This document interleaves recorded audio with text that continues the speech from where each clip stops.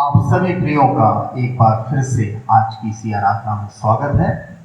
और आइए हम सब मिलकर ईस्टर के पश्चात 5वें रविवार की आराधना को पिता पुत्र पवित्र आत्मा के नाम से आरंभ करते हैं।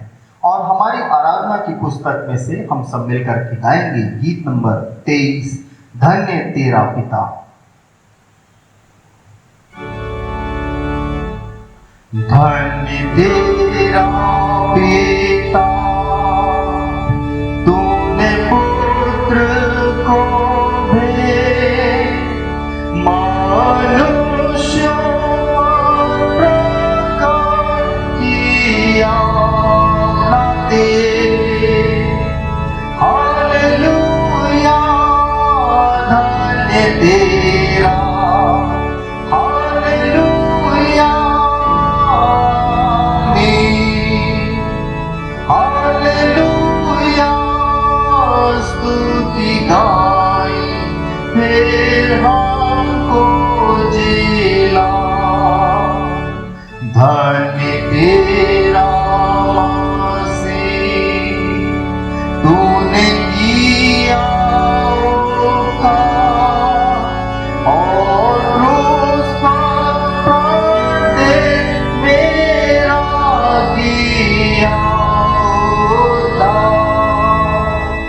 हालेलुया, धन्य तेरा, हालेलुया, हालेलुया, स्तुति गाए फिर हमको जिला। धन्य आत्मा पाए उजियाला चमका, अंधकार को मिटा के त्राण करता देखला। हालेलुया, धन्य तेरा, हालेलुया, हालेलुया, स्तुति गाए फिर हमको जिला, फिर हमको जिला। अपना प्रेम सब में भर और हर एक के मन को साही तू कर। हालेलुया, धन्य तेरा, हालेलुया, हालेलुया, स्तुति गाए फिर हमको जिला। परमेश्वर पिता और पुत्र और पवित्र आत्मा के नाम से आमीन। प्रभु में प्रियो, आओ हम सच्चे मन से अपने पिता परमेश्वर के निकट आकर अपने पाप स्वीकार करें और यह प्रार्थना करें कि वह प्रभु यीशु मसीह के नाम से हमारे पापों को क्षमा करें।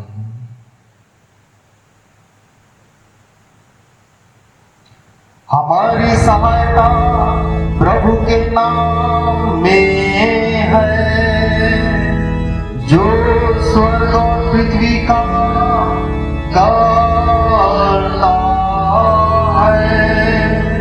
मैंने कहा कि मैं अपने प्रभु के सामने अपने पापों को स्वीकार करूंगा।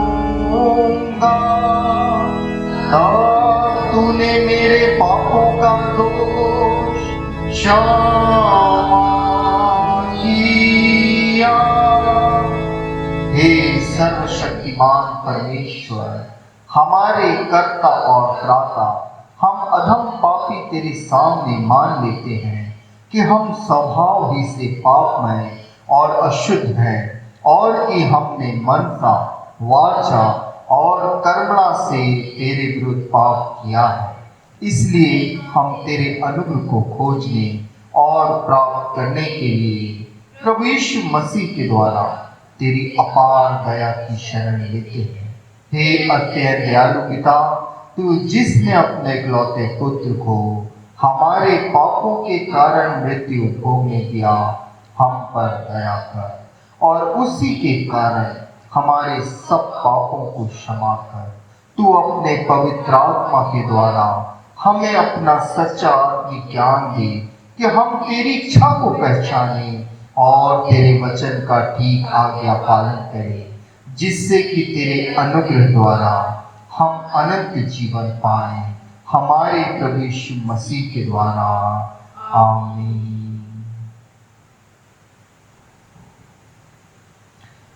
तुम्हारी इस स्वीकृति पर मैं प्रभु की आज्ञा के अनुसार तुमको, जो सच्चे मन से पश्चाताप करते और उस पर विश्वास करते हो, तुम्हारे सब पापों की संपूर्ण क्षमा तुम्हें परमेश्वर पिता और पुत्र और पवित्र आत्मा के नाम से सुनाता हूँ।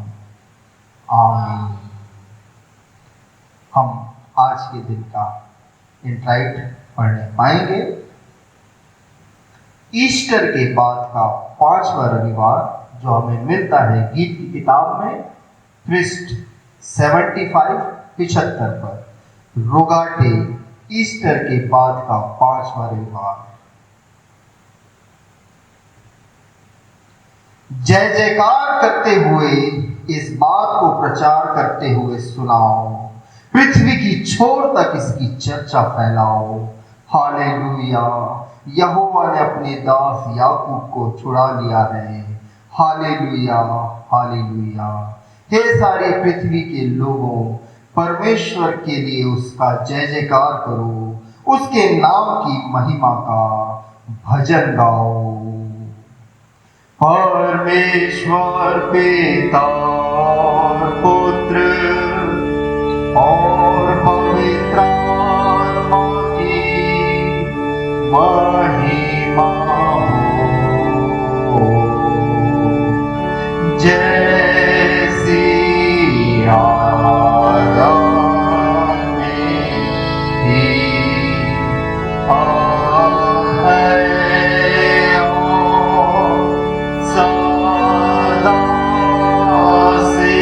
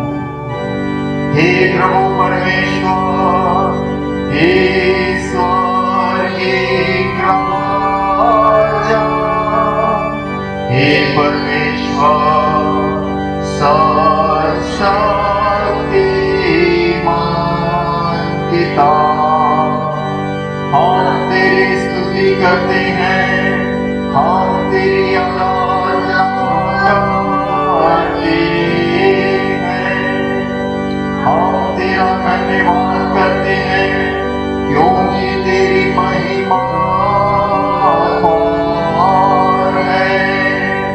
हे प्रभु परमेश्वर के इकलौते पुत्र हे प्रभु परमेश्वर, हे परमेश्वर के बेटे, जो जगत के पाप उठा ले जाता है, हम पर दया कर।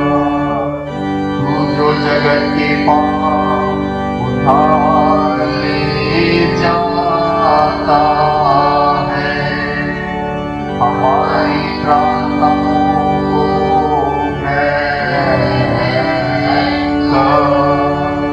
तू जो पिता के दाहिने हाथ बैठा है, हम पर दया कर, क्योंकि केवल तू ही पवित्र है, केवल तू ही प्रभु है, केवल तू ही है मसीह पवित्र आत्मा के साथ परमेश्वर पिता की महिमा में सर्वोच्च है। आमीन।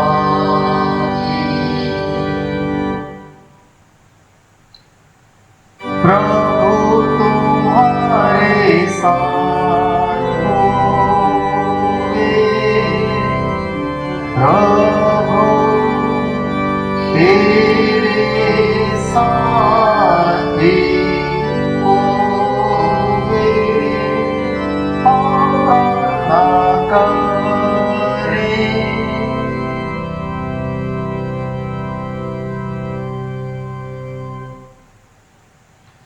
हे परमेश्वर, सब उत्तम पदार्थ तेरी ओर से आते हैं। हम अपने नम्र सेवकों को यह वर देवे कि तेरी पवित्र प्रेरणा के द्वारा हम उन्हीं बातों को सोचें जो ठीक है, और तेरे अनुग्रहमय संचालन से उन्हें करते रहें। उस यीशु मसीह तेरे पुत्र हमारे प्रभु के द्वारा, जो तेरे और पवित्र आत्मा के साथ सदा एक परमेश्वर युगानुयुग जीता और राज्य करता है। आमीन।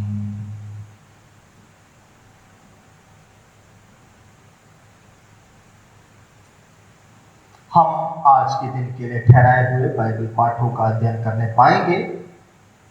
पुराने नियम का पाठ जो आज के दिन के लिए ठहराया गया है, हमें मिलता है यशाया नबी की पुस्तक, उसका 54वां अध्याय और उसके 7 से 13 पदों तक मैं आपके लिए पढ़ना चाहूंगा।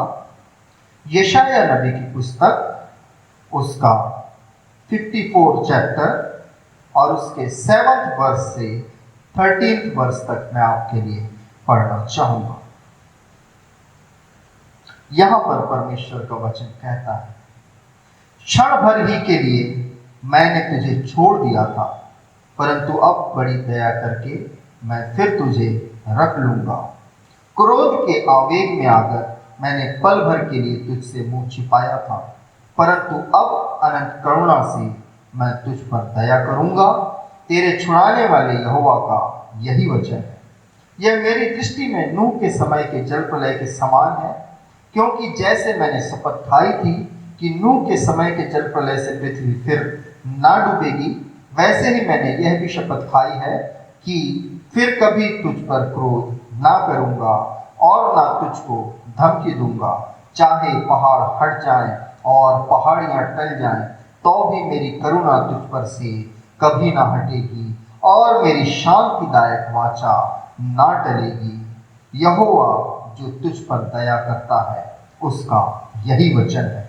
हे दुखियारी, तू जो आंधी की सताई है और जिसको शांति नहीं मिली, सुन, मैं तेरे पत्थरों की पच्चीकारी करके बैठाऊंगा और तेरी नींव नीलमणि से डालूंगा। तेरे कलश मैं मणिकों से, तेरे फाटक लालड़ियों से और तेरी सब सीमाओं को मनोहर रत्नों से बनाऊंगा। तेरे सब लड़के यहोवा के सिखलाए हुए होंगे और उनको बड़ी शांति मिलेगी। यहाँ पर पुराने नियम का पाठ समाप्त होता है। इसी के साथ में हम पत्री के पाठ को भी पढ़ लेंगे।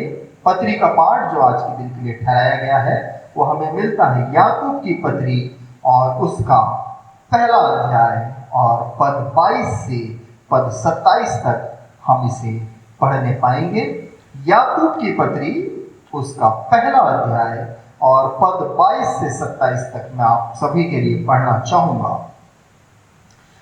यहां पर लिखा हुआ है, परंतु वचन पर चलने वाले बनो और केवल सुनने वाले ही नहीं जो अपने आप को धोखा देता है, क्योंकि जो कोई वचन का सुनने वाला हो और उस पर चलने वाला ना हो तो वह उस मनुष्य के समान है जो अपना स्वाभाविक मुंह दर्पण में देखता है, इसलिए कि वह अपने आप को देखकर चला जाता और तुरंत भूल जाता है कि मैं कैसा था।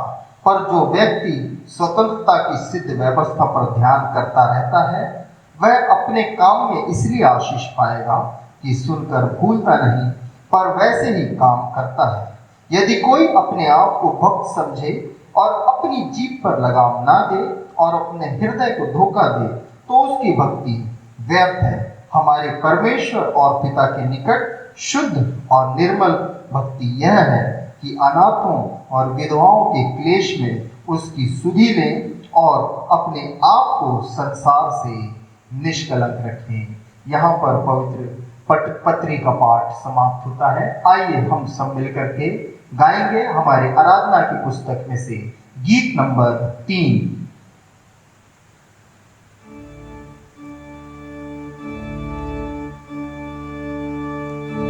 अब आए तेरे पास, अब आए तेरे पास आराधना करने को, प्रशंसा भक्ति से करें और प्रार्थना सच्ची हो। उपदेश को बल दे और सुनने वालों को ये सच्चाई और आत्मा से आराधना सुंदर हो। प्रार्थना को ग्रहण कर और गीत भी गाए हो। शिक्षा जो आवश्यक है तुझे हम सभी को।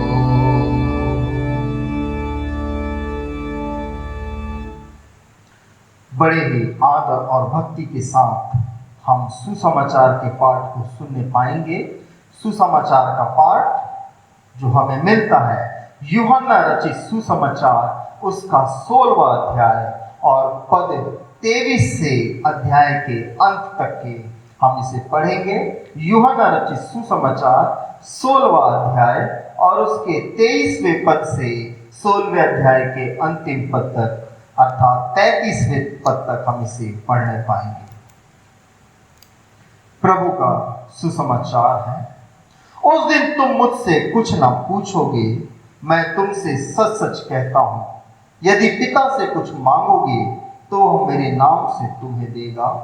अब तक तुमने मेरे नाम से कुछ नहीं मांगा, मांगो तो पाओगे ताकि तुम्हारा आनंद पूरा हो जाए। मैंने ये बातें तुमसे दृष्टांतों में कही हैं, परंतु वह समय आता है कि मैं तुमसे फिर दृष्टांतों में नहीं कहूंगा, परंतु खोलकर तुम्हें पिता के विषय में बताऊंगा। उस दिन तुम मेरे नाम से मांगोगे और मैं तुमसे यह नहीं कहता कि मैं तुम्हारे लिए पिता से विनती करूंगा, क्योंकि पिता तो आप ही तुमसे प्रेम रखता है, इसलिए कि तुमने मुझसे प्रेम रखा है और यह भी विश्वास किया है कि मैं पिता की ओर से आया हूँ। मैं पिता की ओर से जगत में आया हूँ, मैं फिर जगत को छोड़कर पिता के पास जाता हूँ। उसके चेलों ने ये कहा, देख अब तो तू खोलकर कहता है और कोई दृष्टांत नहीं कहता। अब हम जान गए हैं कि तू सब कुछ जानता है और इसकी आवश्यकता नहीं कि कोई तुझसे कुछ पूछे। इससे हम विश्वास करते हैं कि तू परमेश्वर की ओर से आया है। यह सुन यीशु ने उनसे कहा, क्या तुम अब विश्वास करते हो? देखो, वह घड़ी आती है, वरन आ पहुंची है कि तुम सब तितर बितर होकर अपना अपना मार्ग लोगे और मुझे अकेला छोड़ दोगे। तो भी मैं अकेला नहीं, क्योंकि पिता मेरे साथ है। मैंने ये बातें तुमसे इसलिए कही कि तुम्हें मुझ में शांति मिले।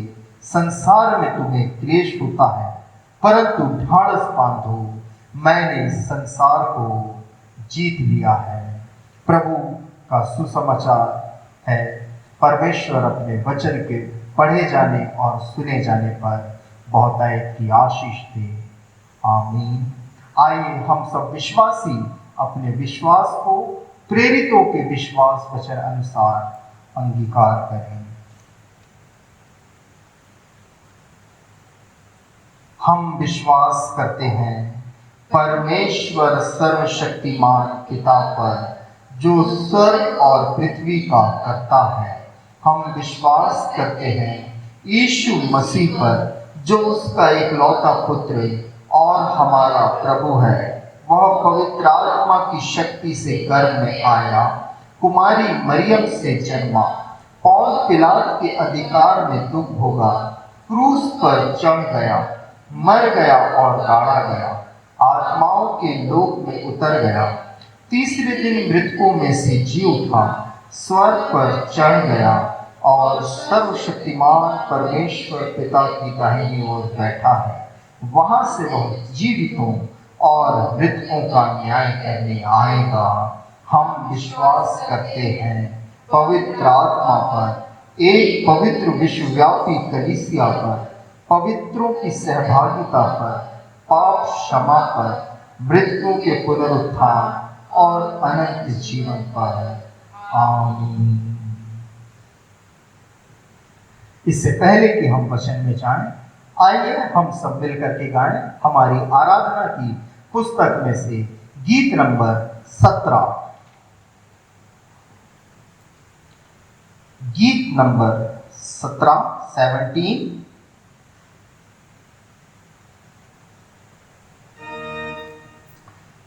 तेरे सन्मुख शीश नवाते हे जग के करता, डूबते हुओं को दे दो सहारा, कर दो बेड़ा पार। तेरे सन्मुख शीश नवाते हे जग के करता, डूबते हुओं को दे दो सहारा, कर दो बेड़ा पार। पाप के बादल सर पर छाए, गिरा हुआ तूफान, तुम बिन नैया कौन सवारे, मेरे प्रभु महान। आगे बचा लो प्राण हमारे, जग के केवलहार। तेरे सन्मुख शीश नवाते हे जग के करता, डूबते हुओं को दे दो सहारा, कर दो बेड़ा पार। जन्म के अंधों को दी आँखें, रोगी लिए बचा, पाप क्षमा किए सब पापने के, मुर्दे दिए जिला। पापी हृदय हम भी लाए, दो दो पालनहार। सन्मुख शीश नवाते हे जग के करता, डूबते हुओं को दे दो सहारा, कर दो बेड़ा पार। सुंदर पक्षी पर्वत सागर सबके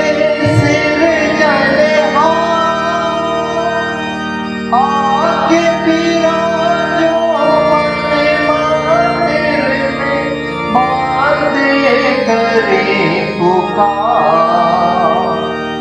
व्याकुल हृदय तुझको पुकारे, आजा तारणहार। तेरे सन्मुख शीश नवाते हे जग के करता, डूबते हुओं को दे दो सहारा, कर दो बेड़ा पार।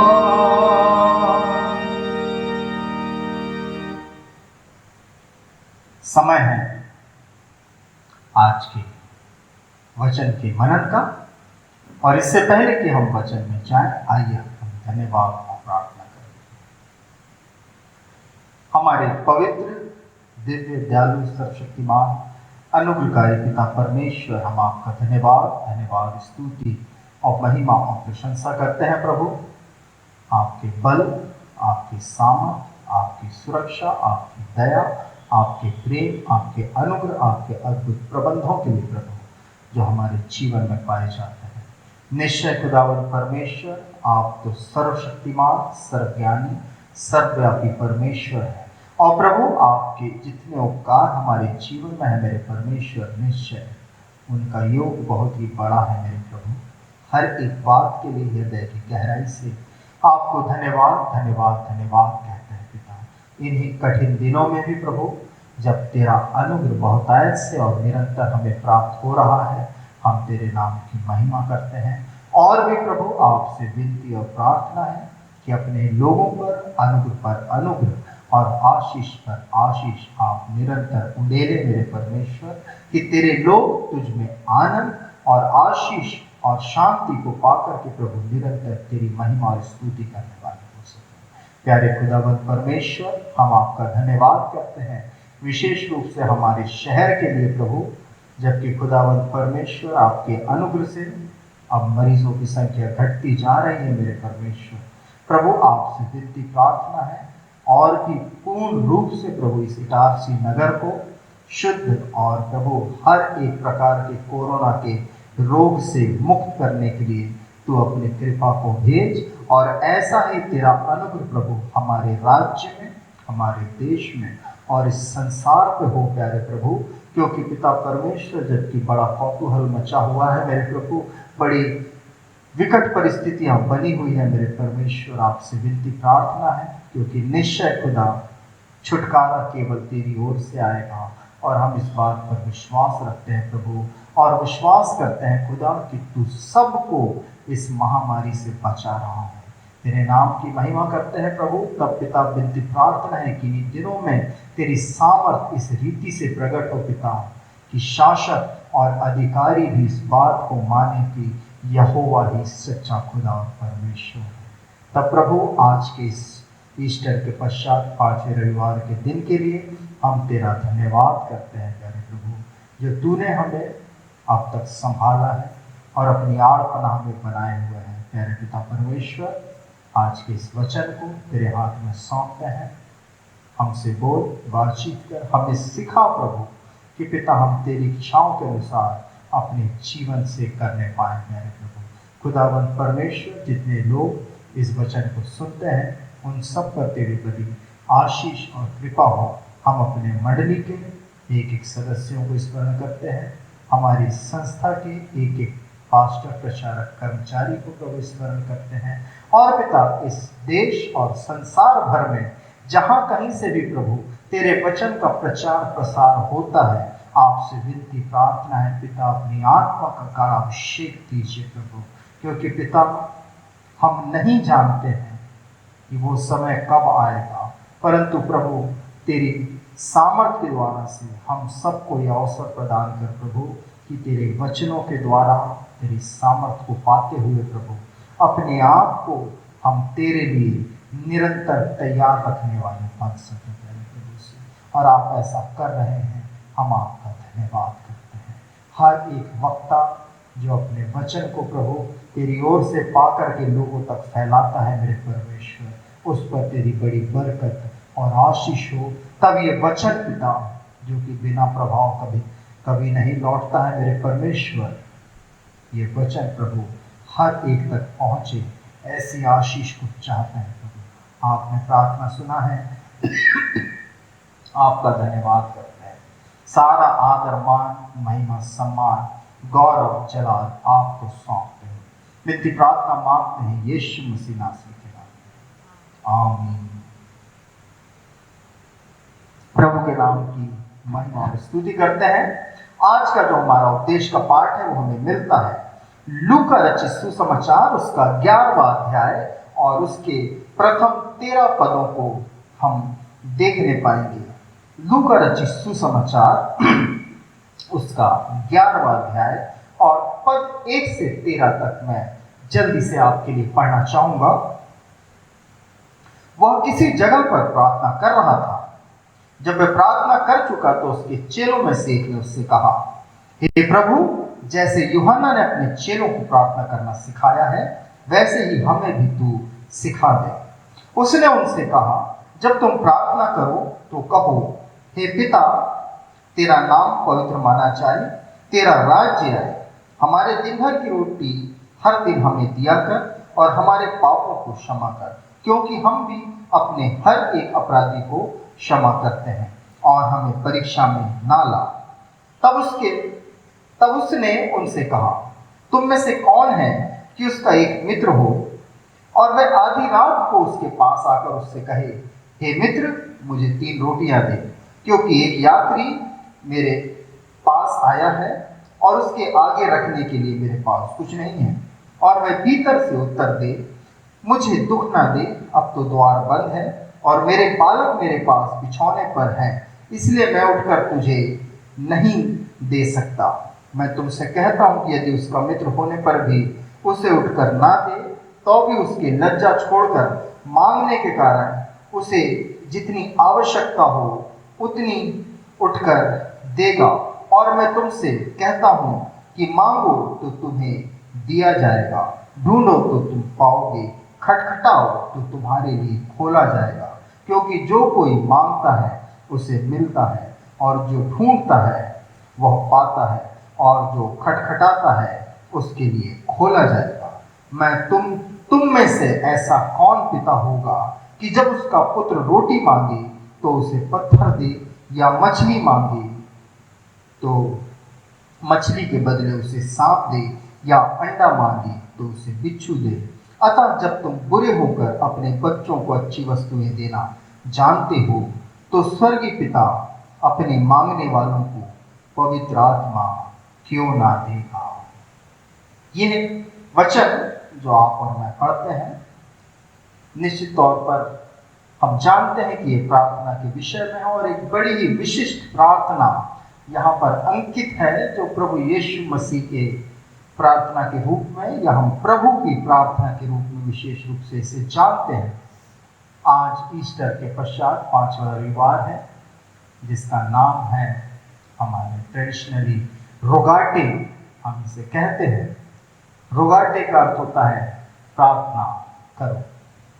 और यदि बाइबल में हम देखें तो प्रार्थना से संबंधित अनेकों वृत्तांत हम बाइबल में देखने पाते हैं। सबसे पहला वर्णन प्रार्थना का जो है वो हमें मिलता है उत्पत्ति की पुस्तक में, एनोश के जन्म के समय में, जहाँ पर लिखा हुआ है कि उसके जन्म के बाद से लोग परमेश्वर से प्रार्थना करने लगे।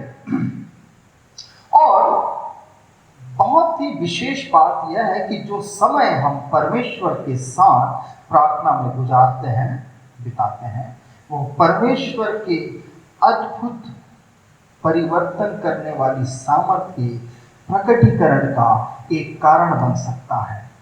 जैसा आप और मैं जानते हैं कि प्रार्थना बहुत ही प्रभावशाली होती है और याकूब की पत्री के 5वें अध्याय में लिखा हुआ है कि धर्मी जन की प्रार्थना के प्रभाव से बहुत कुछ हो सकता है। और यीशु मसीह के चेले उससे कह रहे हैं कि हमें प्रार्थना करना सिखला।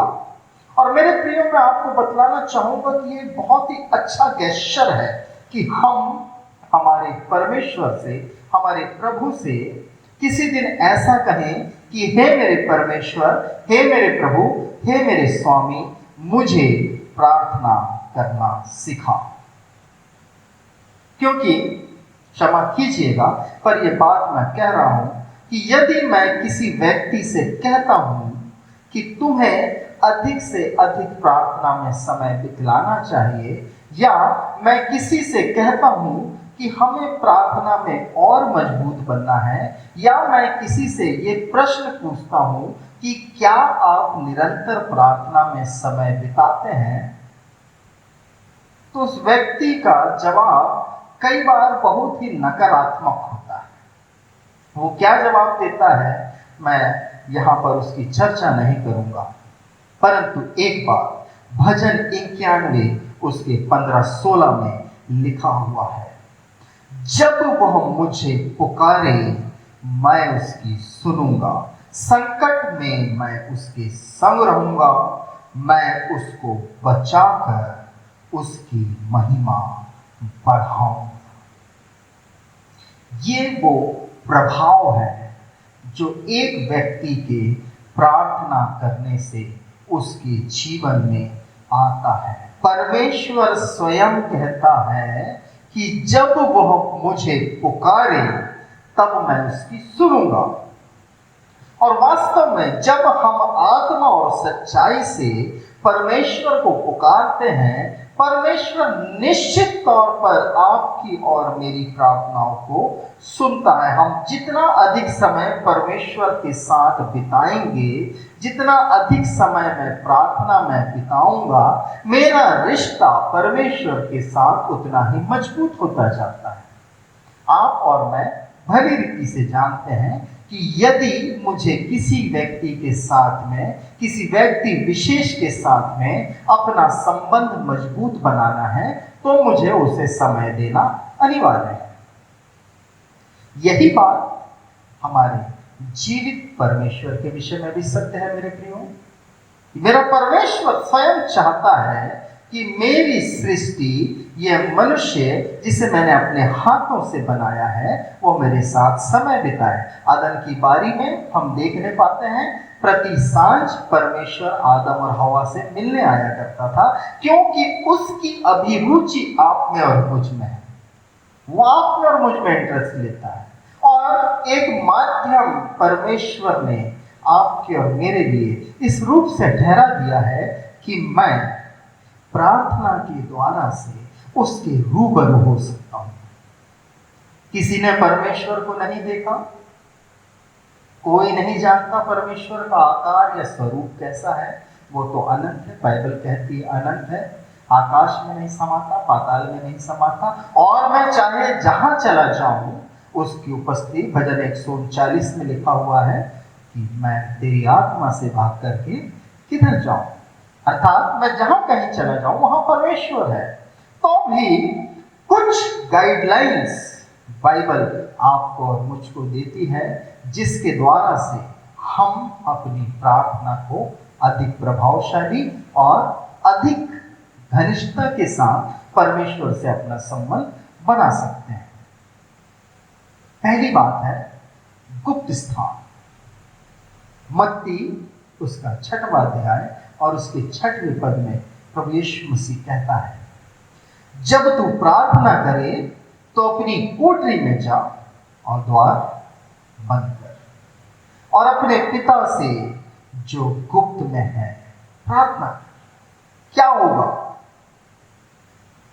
मैं अपने घर के एक कमरे में जाता हूं, अपना दरवाजा बंद करता हूँ और प्रार्थना करने बैठ जाता हूँ।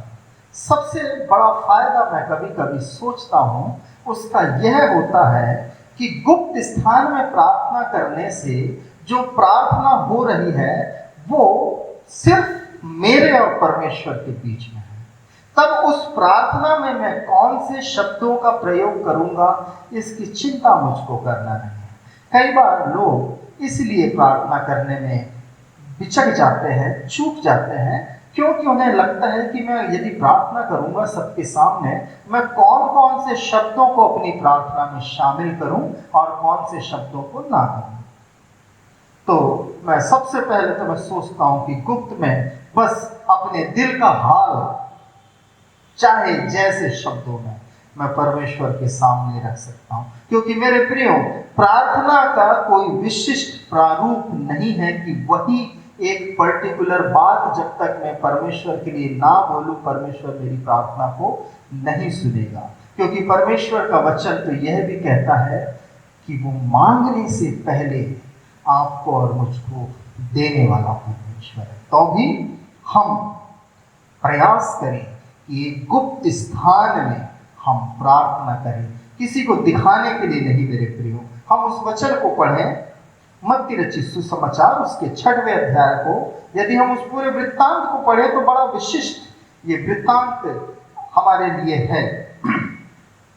यहां लिखा है 5वें पद से मैं आपके लिए पढ़ रहा हूं और लिखा हुआ है, जब तू प्रार्थना करे तो कपटियों के समान ना हो, क्योंकि लोगों को दिखाने के लिए आराधनालयों में और सड़कों के मोड़ों पर खड़े होकर प्रार्थना करना उनको अच्छा लगता है। सड़क पर दिखाने के लिए नहीं, किसी को नहीं दिखना है। परमेश्वर कहता है गुप्त स्थान में प्रार्थना कर, और लिखा है कि तब तेरा पिता जो गुप्त में देखता है तुझे प्रतिफल देगा। परमेश्वर आपको और मुझको इस वचन के द्वारा आमंत्रित करता है कि हम परमेश्वर के साथ प्रार्थना में जुड़ जाएं। इस प्रकार की प्रार्थना जो गुप्त में की जाती है ये आपके और मेरे लिए और भी बहुत सारी बातों को सुनिश्चित करती है। सबसे पहली बात, सही उद्देश्य। अभी हमने मत्ती 6वें अध्याय उसके 5वें पद में देखा कि बहुत से लोगों का मोटिव ठीक नहीं होता। वे अक्सर प्रार्थना तो करते हैं, अच्छी प्रार्थना करते हैं, लंबी चौड़ी प्रार्थना करते हैं, ऊंचे स्वर से प्रार्थना करते हैं, बट उस प्रार्थना का मोटिव क्या है? वो चौक पर, चौक के मोड़ों पर, आराधनालयों में, सभाओं में खड़े होकर प्रार्थना कर रहे हैं, क्योंकि वो चाहते हैं कि लोग उनकी सराहना करें। जब मैं गुप्त में प्रार्थना कर रहा हूं, मैं अपने आप से एक सवाल पूछ सकता हूं, Why I am praying? मैं क्यों प्रार्थना कर रहा हूं? और उसका उत्तर भी मैं जानता हूं कि मैं अपने दिल का हाल, अपने निवेदन, अपनी विनतियों को अपने परमेश्वर के सामने रख रहा हूं। मुझे नहीं पता है कौन से शब्द मैं यूज करूंगा, कितने रुचिपूर्ण शब्द होंगे, आकर्षक होंगे या नहीं होंगे, सरल भाषा में प्रार्थना करूंगा, कोई नहीं देखेगा मेरे प्रियो, परंतु आपका पिता जो गुप्त में देखता है आपको प्रतिफल देगा। फिर दूसरी बात, सही संबंध। परमेश्वर के साथ में प्रार्थना में सही संबंध स्थापित होना बेहद आवश्यक है। बाइबल कहती है कि अभी हमने सुसमाचार के पाठ में, उपदेश के पाठ में भी पढ़ा, जब हम मांगते हैं, मैं क्या मांग रहा हूं ये बहुत मायने रखता है। कैसे मांग रहा हूं ये भी बहुत मायने रखता है। तो जब मैं गुप्त में हूं, कोई नहीं देखेगा आपकी गिड़गिड़ाने को, कितनी आहें भर के, कितने आंसू बहा करके आप प्रार्थना कर रहे हैं, किसी को नहीं पता चलेगा। परंतु आपका पिता गुप्त में देखने वाला पिता है। वो गुप्त में देख करके प्रकट में प्रतिफल देने वाला परमेश्वर है मेरे प्रियो। सही संबंध मेरा परमेश्वर से स्थापित होगा। मैं अपने मन में पूछूं मेरी जरूरत क्या है, वो बात मैं परमेश्वर के सामने रख सकता हूं। फिर तीसरी बात होती है सही भरोसा। सही भरोसा। भजन 55 उसके 16-17 पद को मैं आपके लिए पढ़ना चाहूंगा और ये बहुत ही प्रभावशाली वचन मैं सोचता हूं। मैं तो परमेश्वर को पुकारूंगा, भजन 55 उसका 16 वचन मैं पढ़ रहा हूं। मैं तो परमेश्वर को पुकारूंगा और यहोवा मुझे बचा लेगा। सांझ को, भोर को, दोपहर को, तीनों पहर मैं परमेश्वर की दुहाई दूंगा। परमेश्वर के नाम की महिमा हो। क्या ये भरोसा। मैं दाऊद के विषय में मैं कभी कभी स्टडी करता हूं और मैं पाता हूं कि ये भी एक व्यक्ति है। What a man of God. मतलब क्या भरोसा उसका परमेश्वर पर है। चाहे किसी भी परिस्थिति से गुजर रहा है, प्रार्थना करता है और बोलता है प्रभु केवल तेरा ही आसरा है, केवल तेरा ही भरोसा है। और इतना निश्चय के साथ वो कहता है कि मैं उसको पुकारूंगा और यहोवा मुझे बचा लेगा। सही भरोसा। हम पूछें अपने आप से, मैं परमेश्वर पर कितना भरोसा रखता हूं। प्रार्थना है मेरे प्रियो, आपका भरोसा बढ़ता जाएगा। बाइबल कहती है परख करके देखो, परख कर देखो यहोवा कैसा भला है। एक बार अपना रिक्वेस्ट उसके सामने रख करके तो देखें और आप देखेंगे आपका भरोसा बढ़ता जाएगा, सही भरोसा बन जाएगा। तब शुद्ध और सही वचन परमेश्वर आपके और मेरे लिए देता है जब मैं गुप्त में प्रार्थना करता हूं।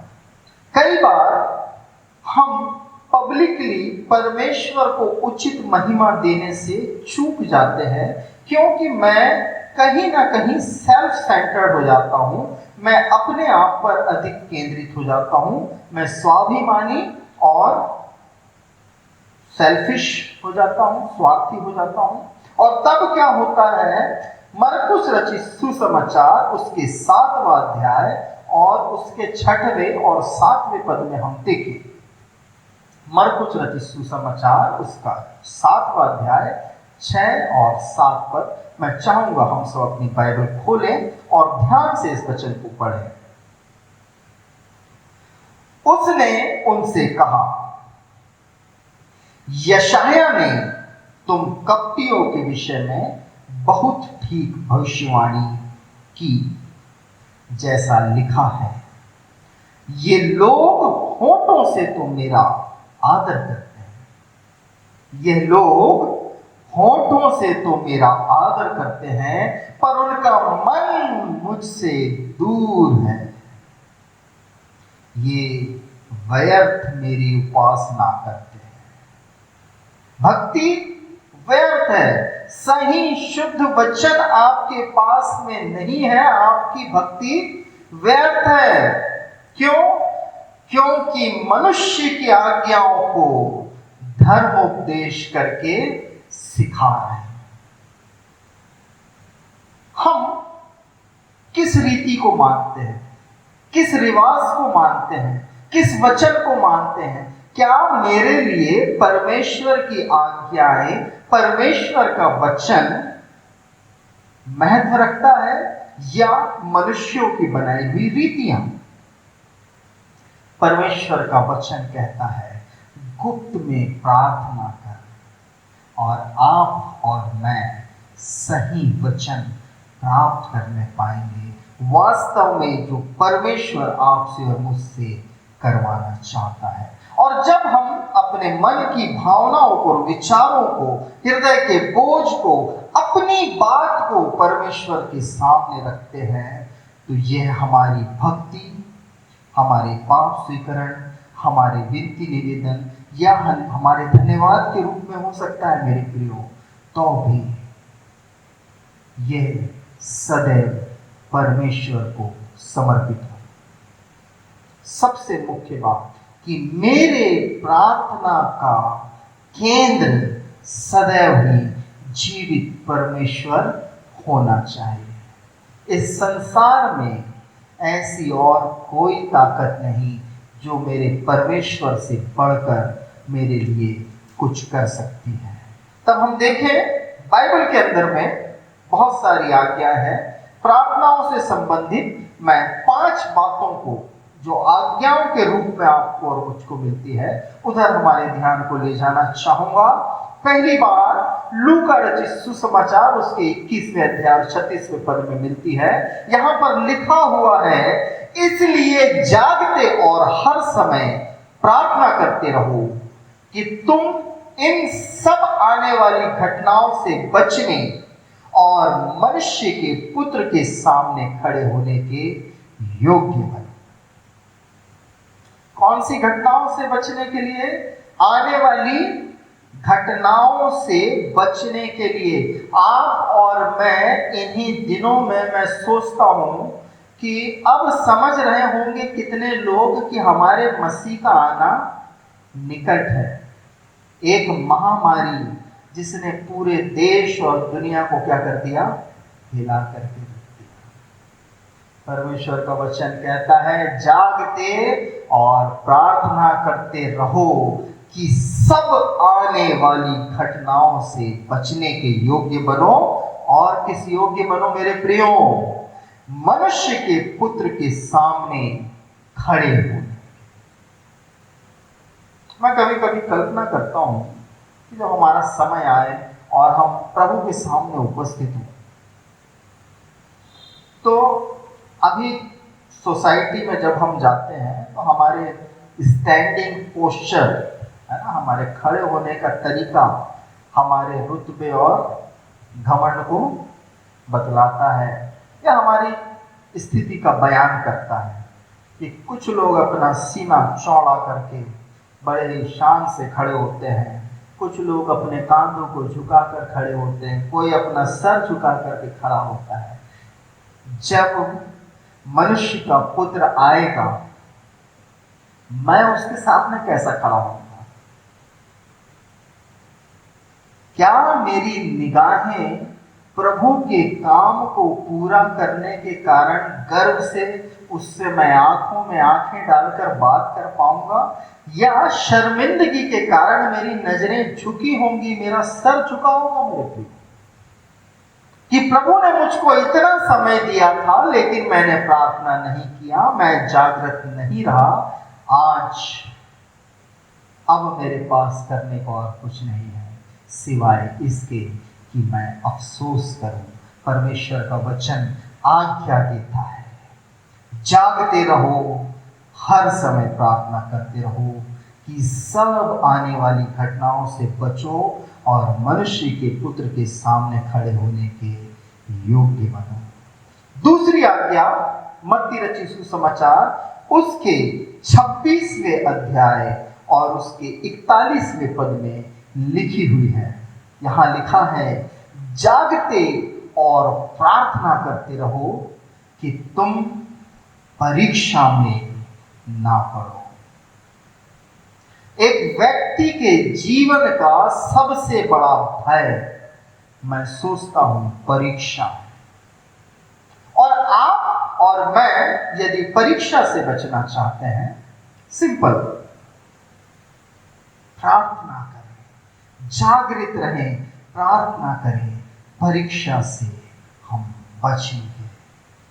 फिर उसके बाद में तीसरी आज्ञा जो है ये बहुत महत्वपूर्ण है। इन्हीं दिनों के अंदर में आपको और मुझको यदि हम कुछ ना भी कर पाए तो भी अवश्य रूप से इस प्रार्थना को मेरे प्रियो हमें करना है। लूका रचित सुसमाचार उसका 10वां अध्याय और उसके 2 पद में प्रभु यीशु मसीह कहता है, पके खेत बहुत हैं परंतु मजदूर थोड़े हैं, इसलिए खेत के स्वामी से विनती करो कि वो अपने खेत काटने को मजदूर भेजे। हम चाहते हैं, हमारे हृदय में कहीं ना कहीं ये इच्छा है, हम प्रतिदिन प्रार्थना करते, तेरा राज्य आए, तेरा राज्य आए। कैसे आएगा? प्रार्थना करो, प्रार्थना करो कि हे परमेश्वर, अपने खेत में मजदूरों को भेज। फसल तैयार है, खेत पके हुए हैं, मजदूर थोड़े हैं। मेरे प्रियो, हमें प्रार्थना करना है जवानों के लिए, बेटे बेटियों के लिए, कि प्रभु उनके हृदय में ये बोझ दे कि मैं प्रभु तेरी सेवा करना चाहता हूं। आज मैं कभी कभी सोचता हूं कि माता पिता की भी कुछ ना कुछ गलतियां हैं, जिन्होंने अपने बच्चों का माइंड सेटअप ऐसा बना दिया है कि यदि कोई उनसे पूछे, बेटा तुम्हें क्या बनना है, तो मम्मा पापा बोले वो डॉक्टर बनेगा, बड़ा होकर इंजीनियर बनेगा, टीचर बनेगा, पुलिस वाला बनेगा, पता नहीं क्या क्या बनेगा, लेकिन सेवक, वचन का सेवक, नो, वचन का सेवक नहीं बनेगा। क्यों? क्यों? क्योंकि ये रास्ता कठिन है। अरे मेरे प्रियो, परमेश्वर आज्ञा देता है, प्रार्थना करो कि परमेश्वर खेत का स्वामी खेत काटने के लिए मजदूरों को भेजे। हमारी प्रार्थनाओं में कमी है, इसीलिए आज तक के प्रभु का आना निश्चित नहीं हुआ। मेरे प्रियो, हम यदि कमजोर ना पड़े, ठीक समय में कटनी काटेंगे। हमें प्रार्थना करना है कि प्रभु अपने खेत में मजदूरों को भेज। क्या हम ये प्रार्थना कर सकते हैं मेरे प्रियो? तब चौथी बात हम देखें, पहले तिमुथियुस 2 अध्याय और उसके पहले 2 पद के अंदर में बाइबल कहती है, अब मैं सबसे पहले यह आग्रह करता हूं कि विनती और प्रार्थना और निवेदन और धन्यवाद सब मनुष्यों के लिए किए जाएं, राजाओं और सब ऊंचे पद वालों के निमित्त, इसलिए कि हम विश्राम और चैन के साथ सारी भक्ति और गंभीरता से जीवन बिताएं। ये बहुत आवश्यक है। देश की सामाजिक राजनीतिक परिस्थितियां, हमारे शासक, हमारे प्रधान, हमें इनके लिए निरंतर प्रार्थना करना है। जब हम इन विषयों पर प्रार्थना करेंगे, बाइबल कहती है कि तब हम विश्राम और चैन के साथ और सारी भक्ति और गंभीरता के साथ जीवन बिता सकते हैं। अन्यथा यदि राजनीतिक सामाजिक स्थिति सामान्य ना हो, जैसा अभी है, हमारा आध्यात्मिक जीवन भी कहीं ना कहीं प्रभावित होता है। इसलिए प्रार्थना करें अपने शासकों के लिए, अपने प्रधानों के लिए, कि प्रभु उन्हें ऐसी बुद्धि प्रदान करे कि वो हमारे देश का शासन संचालन बड़ी गंभीरता से और सबके साथ एक समान व्यवहार करते हुए करने पाए। तब पांचवी बात बाइबल में जो कि बहुत विशेष है मेरे प्रियो, लूका रचित सुसमाचार उसके 6वें अध्याय और उसके 28वें पद में लिखा हुआ है, जो तुम्हें श्राप दे उनको आशीष, जो तुम्हारा अपमान करें उनके लिए प्रार्थना। Praise the Lord. बड़ा कठिन टास्क है, बहुत ज्यादा। जो तुम्हें श्राप दे उनको आशीष दो। कर सकते हैं? बाइबल कहती है जो तुम्हारा अपमान करे उनके लिए प्रार्थना करो। इस वचन को हम पढ़ें बाइबल के अंदर में लूका रचित सुसमाचार 6वां अध्याय और उसके 28 पद में एक पूरा शत्रुओं से प्रेम करने का एक पूरा लेसन यहाँ पर 27वें पद से 36वें पद तक में आपके और मेरे लिए मिलता है। कुछ अंश में आपके लिए पढ़ना चाहूंगा। अपने शत्रुओं से प्रेम रखो और जो तुमसे बैर करें उनका भला करो, जो तुम्हें श्राप दें उनको आशीष दो, जो तुम्हारा अपमान करें उनके लिए प्रार्थना करो, और जो तेरे एक गाल पर थप्पड़ मारे उसकी ओर दूसरा भी फेर दे, और जो तेरी 2 हर छीन ले उसको कुर्ता भी लेने से ना रोक। जो कोई तुझसे मांगे उससे दे, और जो तेरी वस्तु छीन ले उससे ना मांग। जैसा तुम चाहते हो कि लोग तुम्हारे साथ करें, तुम भी उनके साथ वैसा ही किया करो। कठिन है बट इम्पॉसिबल नहीं। और जिस दिन मैं ये प्रैक्टिस करना प्रारंभ करता हूं, आप देखेंगे मेरे प्रियो, जब हम इस बात को अपने व्यवहारिक जीवन में लागू करते हैं, हमारी प्रार्थना में बल बढ़ता जाता है, बढ़ता जाता है, बढ़ता जाता है। कभी भी वो बल कम नहीं होगा, कभी भी परमेश्वर की सामर्थ घटेगी नहीं, वो आपके जीवन में बढ़ती चली जाएगी। शत्रुओं के लिए प्रार्थना करो।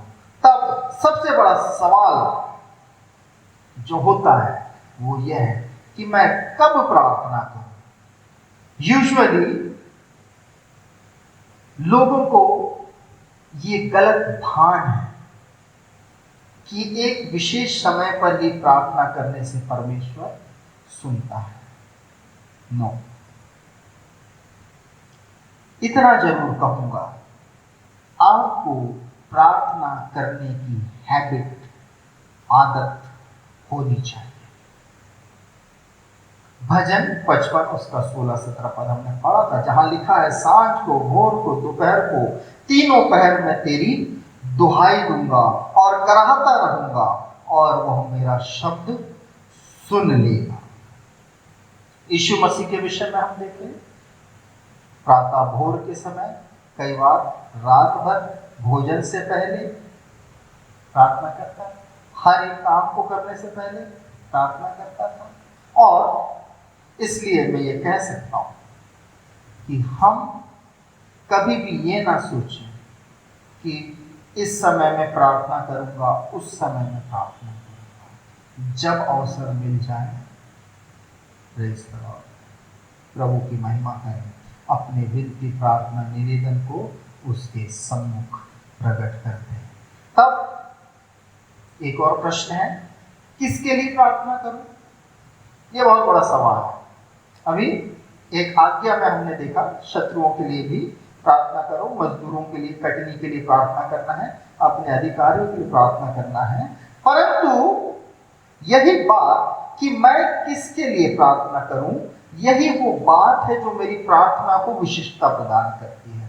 क्योंकि हर एक परिस्थिति और संदर्भ समय के अनुसार मेरी प्रार्थना का विषय बदलता है, मेरी प्रार्थना का तरीका बदलता है।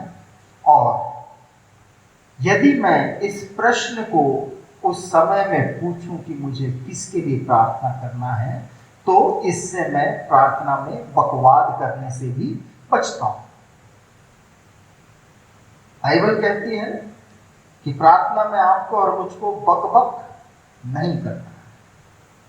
वी मस्ट बी स्पेसिफिक हमारे परमेश्वर के सामने, क्योंकि वो ऑलरेडी जानता है। इसलिए अगर मैं सोचूं कि मैं बहुत बड़े बड़े डिक्शनरी के लिटरल शब्दों से परमेश्वर को पसंद कर दूंगा, तो नहीं है मेरे प्रिय। वो तो आपके हार्ट को देख रहा है, आपके मन की भावना को देख रहा है।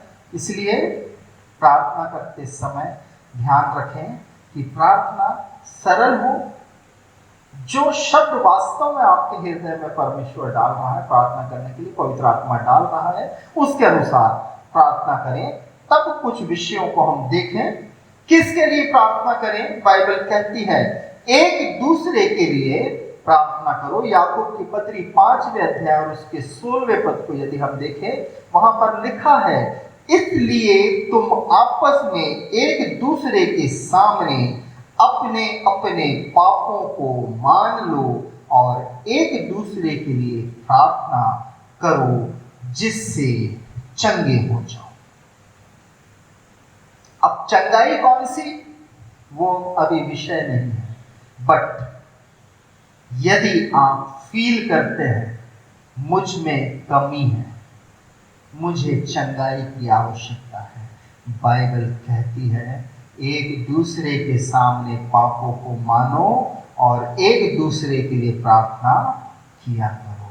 फिजिकल, स्पिरिचुअल, जो भी चाहिए परमेश्वर देता है, परमेश्वर का वायदा है और वो उसे पूरा करता है। दूसरी बात, परमेश्वर की कलीसिया में चल रही सेवाओं के लिए आपको और मुझको निरंतर प्रार्थना करना है।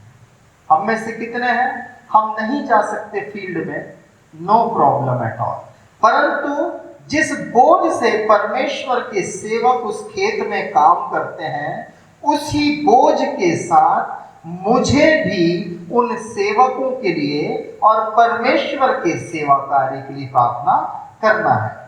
दूसरा थिस्सलुनीकियों उसके 3 अध्याय पहले पद में पौलुस कहता है, हे भाइयों, हमारे लिए प्रार्थना किया करो कि प्रभु का वचन ऐसा शीघ्र फैले और महिमा पाए जैसा तुम में हुआ है।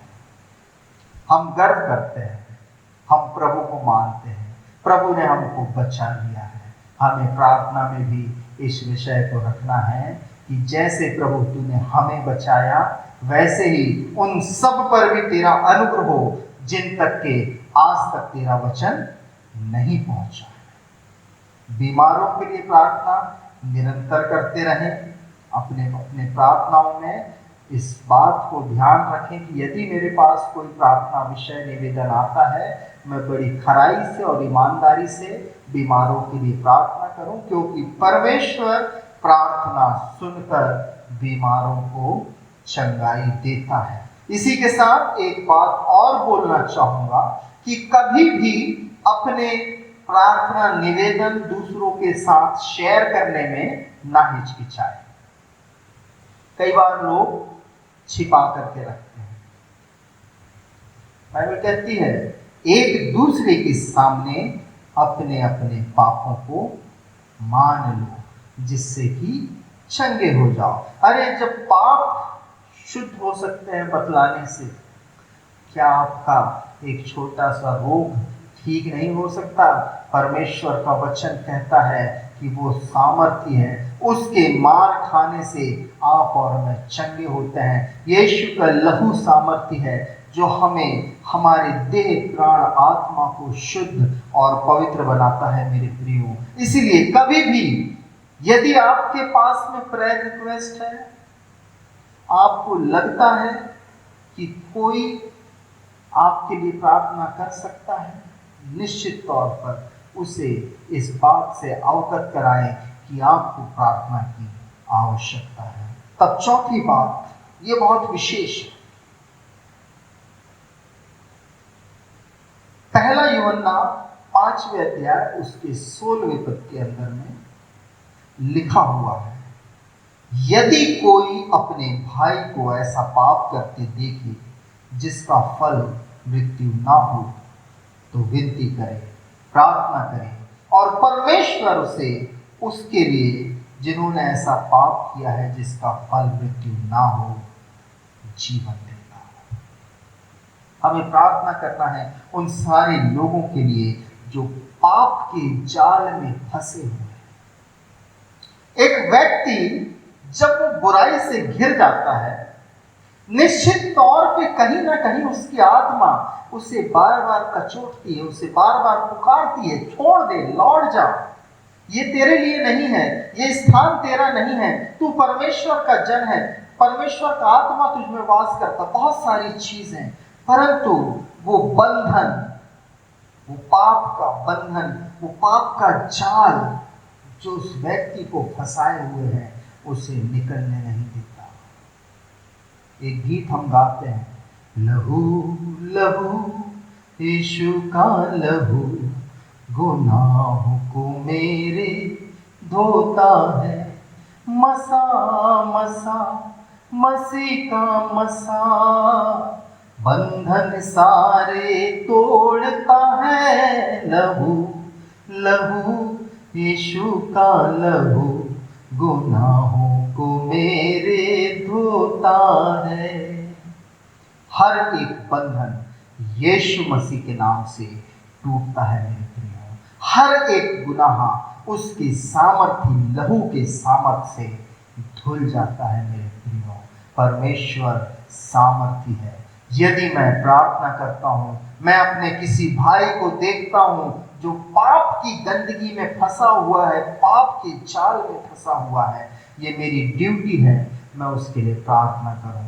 परमेश्वर का वचन कहता है परमेश्वर उसे उनके लिए जिसका फल मृत्यु ना हो जीवन देगा। तब लास्ट बट नॉट लीस्ट हम स्वयं के लिए प्रार्थना करें। पहला इतिहास उसके 4 अध्याय 10 पद को हम पढ़ने पाएंगे। अभी एक बहुत ही विशेष प्रार्थना बाइबल की पाई जाती है जिसे प्रेयर ऑफ जाबेस, याबेश की प्रार्थना कहा जाता है। स्वयं के लिए प्रार्थना करना भी आवश्यक है। और जब मैं ध्यान करूं तो मैं पाऊंगा कि मेरी पर्सनल प्रेयर का सब्जेक्ट हमेशा इस बात पर निर्भर करता है कि मेरी उस समय में क्या आवश्यकता है। बाइबल ऐसे उदाहरण से भरी हुई है जहां पर परमेश्वर के लोगों ने उनके अपने लिए भी प्रार्थना की है और परमेश्वर उस प्रार्थना को सुनकर उत्तर भी देता है। हम परमेश्वर से प्रार्थना कर सकते हैं मार्गदर्शन के लिए, आवश्यकता के लिए, सुरक्षा के लिए, चंगाई के लिए, आत्मा के अभिषेक के लिए, आत्मा के वरदानों के लिए, सेवा करने के लिए और इस संसार के सुख और समृद्धि को भी प्राप्त करने के लिए। और ये बात मैं क्यों कह रहा हूं? क्योंकि यदि मैं परमेश्वर की इच्छा के अनुरूप प्रार्थना करता हूं, निश्चय सब में परमेश्वर मेरी प्रार्थनाओं का उत्तर हाँ और आमीन में देता है। जब मैं परमेश्वर की इच्छा के अनुरूप प्रार्थना करता हूं। क्योंकि पहला इतिहास उसके 4 अध्याय उसके 10वें पद में लिखा है, याबेश प्रार्थना करता है, भला होता कि तू मुझे सचमुच की आशीष देता और मेरा देश बढ़ाता और तेरा हाथ मेरे साथ रहता और तू मुझे बुराई से ऐसा बचा रखता कि मैं उससे पीड़ित ना होता। और लिखा है, और जो कुछ उसने मांगा वह परमेश्वर ने उसे दिया। Praise the Lord. जो कुछ उसने मांगा परमेश्वर ने उसे दिया। वो चाहता था कि मेरा देश बढ़ जाए, निश्चय उसका देश बढ़ गया। वो चाहता था कि परमेश्वर मेरे साथ रहे, मेरी सुरक्षा के लिए हो गया। वो चाहता था मैं बुराई से बचा रहूं, बच गया। परमेश्वर का धन्यवाद करते हैं ऐसे प्रेम के लिए, ऐसे अनुग्रह के लिए कि प्रार्थना के द्वारा से वो आपको और मुझको बचाता है। हम अपने जीवन में निरंतर परमेश्वर पर भरोसा रखते हुए उनके लिए और अपने लिए भी प्रार्थना करें जिन्हें प्रार्थना की आवश्यकता है। मुझे भी प्रार्थना की आवश्यकता है, आपको भी प्रार्थना की आवश्यकता है। और निश्चय मेरे प्रियो, आप विश्वास करें, यदि मैं प्रार्थना करता हूँ यह मेरे जीवन में बहुतायत का प्रभाव लेकर के आती है। आइए हम धन्यवाद प्रार्थना करें। हमारे दिव्य दयालु सर्वशक्तिमान पिता परमेश्वर, आपके नाम की महिमा और स्तुति करते हैं, आपके नाम को सराहते हैं मेरे प्रिय पिता परमेश्वर। आपसे विनती करते हैं प्रभु, हमें प्रार्थना का अनुग्रह दीजिए, प्रार्थना का दान दीजिए मेरे परमेश्वर पिता, कि प्रभु हम नित्य प्रतिदिन हर एक समय में प्रार्थना के साथ प्रभु आपके सम्मुख उपस्थित रह पाए प्यारे प्रभु जी, और इसी प्रार्थना के द्वारा से मेरे परमेश्वर आपकी अद्भुत आशीषों का अनुभव अपने जीवन में प्राप्त करते जाए। खुदावन परमेश्वर, आपकी सामर्थ्य को चाहते हैं, आप दया कीजिए। हर एक सुनने वाले पर आपका अनुग्रह हो, इस वचन पर आपकी आशीष हो। विनती प्रार्थना मांगते यीशु मसीह नासरी के नाम में, आमीन। मिलकर के गाएंगे गीत नंबर 317। गीत नंबर 317, पवित्र समय प्रार्थना का।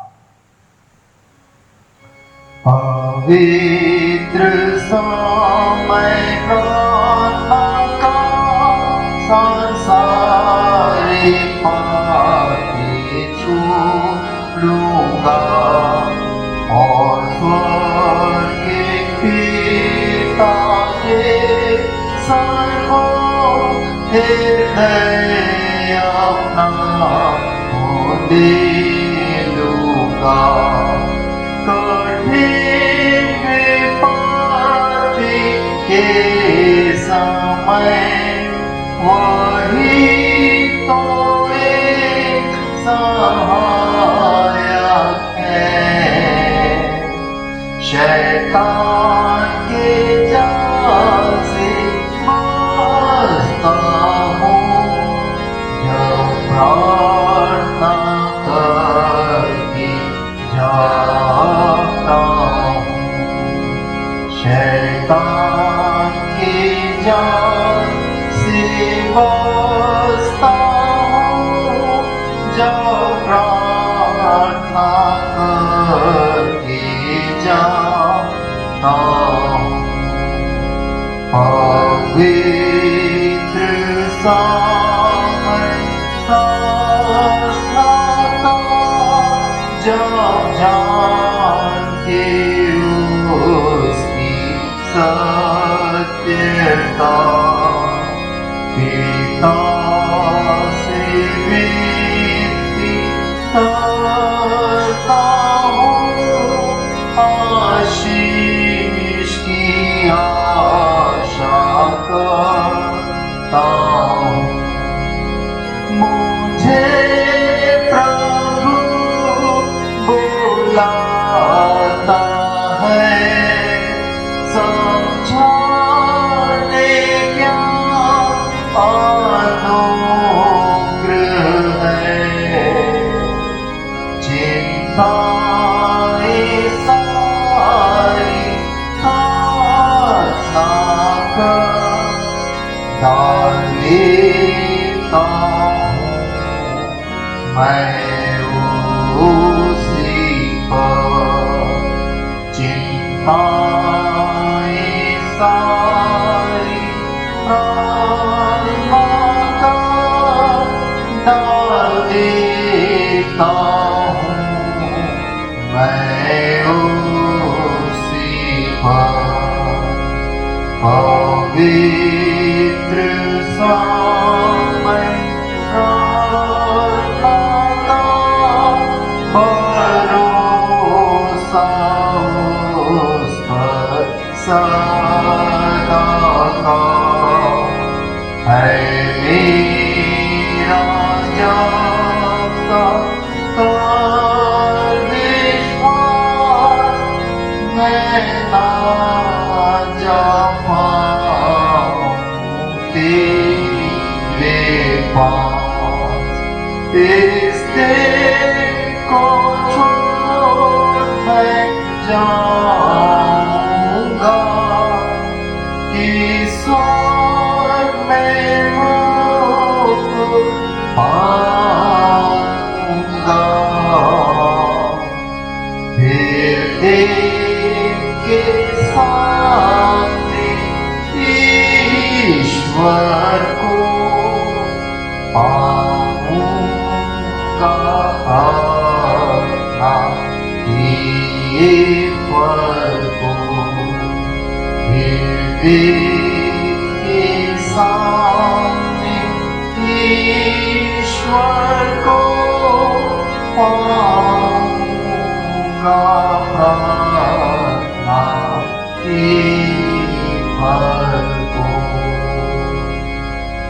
आइए हम प्रार्थना में जाएंगे। हमारी आराधना की पुस्तक में गीत की किताब में पृष्ठ 8 पर कलीसियाई प्रार्थना के द्वारा से आराधना समाप्त करेंगे।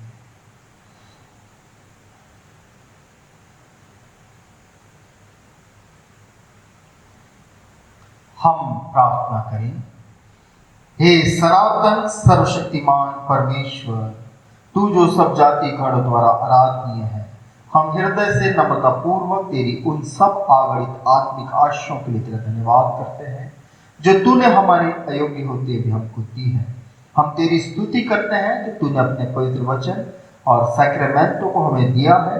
हे प्रभु, हम तुझसे प्रार्थना करते हैं कि तू समस्त कलीसिया को जो इस पृथ्वी पर है अपनी पवित्र शिक्षा में बनाए रख और ऐसे विश्वस्त पास्टर सेवक दे जो सामर्थ्य के साथ तेरा वचन प्रचार करें। सब श्रोताओं को ये अनुग्रह दे कि वे तेरा वचन नम्रता से सुने और मन के शुद्ध भाव से उसे स्वीकार करें और आत्मा के फल बने। सब क्लेशों और संकटों में अपने लोगों का रक्षक और सहायक हो। यह वर दे कि हम तेरी कलीसिया में भ्रातृ प्रेम और मसीह संगति में रहते हुए विश्वास की अच्छी लड़ाई लड़ सके और अंत में अनंत उद्धार प्राप्त करने पाए। हे दयाशील प्रभु परमेश्वर, हमारी सुन। इस भूमंडल के समस्त जातिगणों पर अनुग्रह से दृष्टि कर हमारे प्रिय राष्ट्रपति को, सरकार और सब विश्वास योग्य अधिकारियों को और हमारे देश के सारे निवासियों को आशीष दे। यह वर दे कि तेरी महिमा हमारे बीच निवास करे और दया, सच्चाई, धार्मिकता और शांति हर जगह पर प्रबल हो। हे दयाशील प्रभु परमेश्वर, हमारी सुन। हे दयालु परमेश्वर, सब माताओं और पिताओं की सहायता कर कि वे अपने बच्चों का प्रतिपालन तेरे भय और प्रेम में करें। हम अपने सब विद्यालयों को तेरे रक्षाकारी हाथ में सौंपते हैं और यह प्रार्थना करते हैं कि उपयोगी ज्ञान और मसीह सद्गुणों के पोषण स्थान हो, जिससे वे जीवन के उत्तम फल लाएं। हे दयाशील प्रभु परमेश्वर, हमारी कृपा करके आग और पानी, लड़ाई और मरी, महंगाई और अकाल और सब प्रकार की अन्य विपत्तियों से हमारी रक्षा कर हर एक की उसके यथोचित कार्य में सहायता करें और बढ़ाएं। हमारे उपयोग के लिए भूमि की अच्छी उपज दे। सब उपयोगी धंधों और सेवाओं की जो हमारे मध्य किए जाते हैं उन्नति कर। हे परमेश्वर पिता, कृपा करके सब विधवाओं, विधुरों और अनाथों की सुधि ले। सब रोगियों और कंगालों का सहायक और सब असहाय और दुखियों का शांति दाता हो। हे दयाशील प्रभु परमेश्वर, हमारी सुन। जमीन और आसमान को बनाने वाले हमारे जीते जिंदा खुदावंद परमेश्वर, प्यारे प्रभु जी, एक बार फिर से तेरा धन्यवाद करते हैं जो आज की आराधना में तूने हम सबों को शामिल होने के लिए सहायता और मदद किया है। प्यारे पिता परमेश्वर, तेरे नाम का धन्य मानते हैं प्रभु, जबकि तूने आज के दिन तक हमें कुशल में रखा है। प्यारे प्रभु जी, इसी रीति से हमारी मंडली के एक सदस्यों को प्रभु, तेरे भय मानने वाले हर एक व्यक्ति को यीशु मसीह हम आपके रक्षाकारी सामर्थ्य हाथ में सौंपते हैं। विनती प्रार्थना है खुदावंद परमेश्वर, हर एक पर तेरी कृपा और दया बहुतायत से होती रहे। विशेष रूप से प्रार्थना करते हैं प्यारे खुदा कि हर एक को तू अपने प्रेम में ऐसा बढ़ाता जा प्यारे प्रभु, कि वो तेरे हाथों का उपयोगी पात्र बनने वाला बन जाए प्यारे पिता परमेश्वर। विशेष रूप से प्रार्थना है खुदावंद परमेश्वर, इन्हीं लॉकडाउन के दिनों में प्यारे प्रभु तो हम में से प्रत्येक को अपनी सामर्थ्य से भरपूर कर और होने दे प्यारे पिता परमेश्वर की जो दुनिया भर में रोग और महामारी फैली हुई है, उससे प्रभु तो अपने लोगों का रक्षक और निगहबान और पासबान बन प्यारे पिता, उनकी रक्षा कर मेरे प्रभु से। प्यारे पिता परमेश्वर, अब विनती प्रार्थना करते हैं तेरे उन सभी लोगों के लिए प्रभु जो जोखिम में है, जो आवश्यकता में है, हर एक की तू सुधि में प्यारे पिता परमेश्वर। विशेष रूप से प्रभु हर एक को तू पिता अपने स्वर्गीय भंडार से भरपूरी की आशीष के पिता परमेश्वर के किसी भी कमी घटी के कारण से तेरे लोग किसी भी प्रकार की निराशा में ना पाए जाए प्यारे पिता। हर एक गरीब मोहताज के साथ हो प्यारे प्रभु जी, हर एक को अपनी अगुवाई में लेकर चला। तब विशेष रूप से प्रार्थना है प्रभु उन सभी के लिए जो इस महारोग से पीड़ित हैं और प्यारे प्रभु अन्य कारण से अपने देह में पीड़ा का अनुभव करते हैं मेरे परमेश्वर, रोग का अनुभव करते हैं। हर एक पर प्रभु तेरी शिफा को चाहते हैं, तेरी चंगा करने की सामर्थ पिता परमेश्वर हर एक के जीवन में बहुत ऐसे कार्य करे, ऐसी आशीष को चाहते हैं। तब प्यारे प्रभु इस आने वाले सप्ताह को भी फिर तेरे हाथ में सौंपते हैं खुदावंद परमेश्वर। आप अनुग्रह दीजिए, सहायता कीजिए, होने दे प्यारे पिता परमेश्वर हर एक स्थान में जहाँ से बैठ करके प्रभु तेरे नाम की भक्ति और आराधना की जाती है, वहाँ तेरा आत्मा जुम्बिश करे और तेरे लोगों को तेरी सामर्थ और तेरे अद्भुत आश्चर्य कर्मों से, वरदानों से, आत्मा के फलों से परिपूर्ण करे प्यारे पिता परमेश्वर। देह और आत्मा में फलवंत और आशीषित करे प्यारे प्रभु। सबों को तेरे हाथ में सौंपते हैं, तेरी सुरक्षा को चाहते हैं, तेरी अगुवाई को चाहते हैं। अनुग्रह दीजिए, विनती प्रार्थना मांगते हैं यीशु मसीह नासरी के नाम में, आमीन। हे परमेश्वर, हम इस पृथ्वी पर परदेसी और यात्री हैं, इसलिए हमारी सहायता कर कि हम सत्य, विश्वास और धार्मिक जीवन द्वारा स्वतः को आगामी लोक के लिए तैयार करें। जब तक दिन है हम वही करें जो तूने हमें करने को दिया है, क्योंकि रात आती है जिसमें कोई कुछ काम नहीं कर सकता।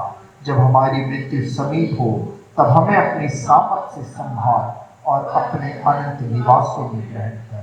तेरे पुत्र हमारे प्रभु यीशु मसीह के द्वारा जो तेरे और पवित्र आत्मा के साथ एक परमेश्वर सदा सर्वदा जीता और राज्य करता है, आमीन। हे हमारे पिता, तू जो स्वर्ग में है, तेरा नाम पवित्र माना जाए, तेरा राज्य आए, तेरी इच्छा जैसे स्वर्ग में पूरी होती है वैसे पृथ्वी पर भी हो। हमारे दिन भर की रोटी आज हमें दे, और जैसे हमने अपने अपराधियों को क्षमा किया वैसे ही हमारे अपराधों को क्षमा कर, और हमें परीक्षा में ना ला परंतु बुराई से बचे, क्योंकि राज्य और पराक्रम और महिमा सदा तेरे है, आमीन। परमेश्वर का धन्यवाद और स्तुति करो।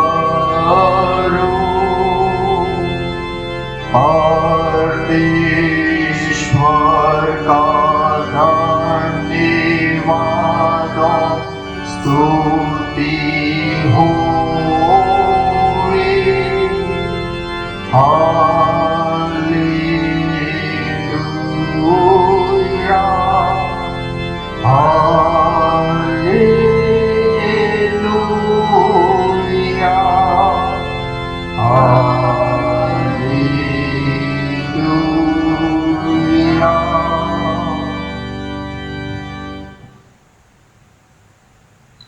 अपने हृदय परमेश्वर के सामने झुकाकर आशीष ग्रहण करो।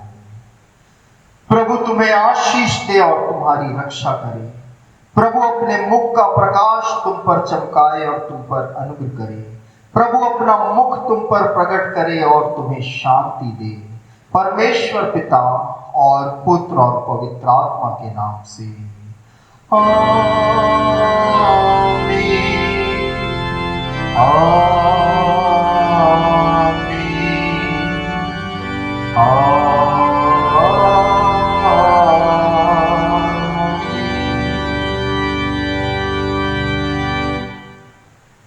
मिलकर के गाएंगे अंत में गीत नंबर 713 713 स्वर्गीय आशीष।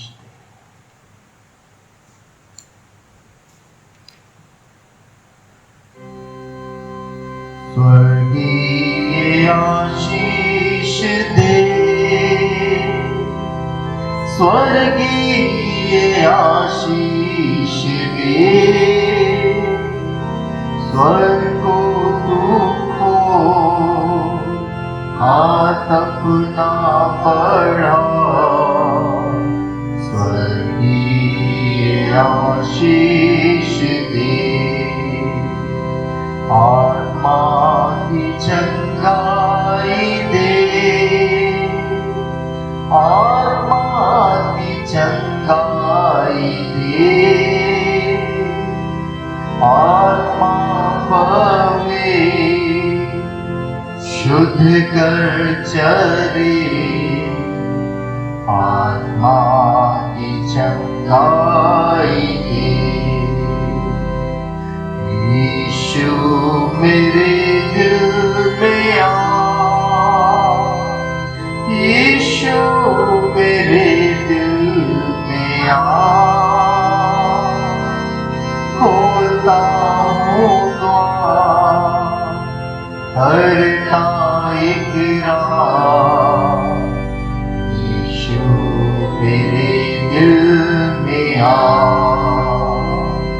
पवित्र आत्मा तू दे,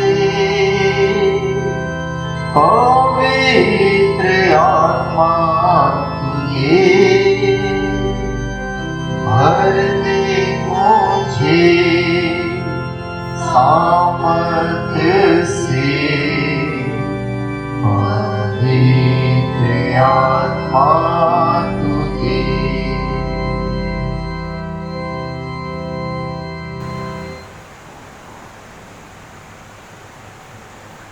आप सबों को यीशु सहाय, जय मसीह की।